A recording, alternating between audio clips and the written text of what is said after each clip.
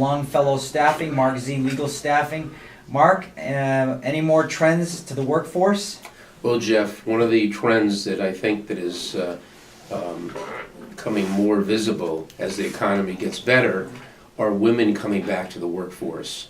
And what's interesting is there was an article that really discussed it more in depth when you talked about a lot of the breakdown between women that, particularly very educated women that go to first tier universities and graduate schools that are taking a step back to raise a family and then want to come back in the workplace. And then women who go to schools that are usually commuter schools, like a Salem State, like maybe a University of New Hampshire, good schools, but not the first tier schools, and the comparisons between the two careers when the women step out.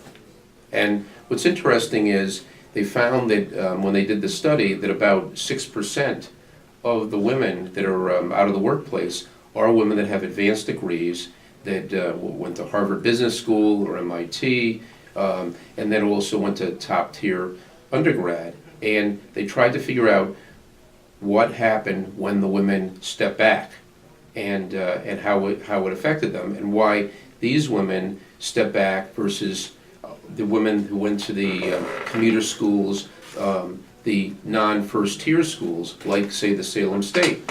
Now the women that went to say a Salem State, most of those women, they remain in the workplace. They don't take a step back.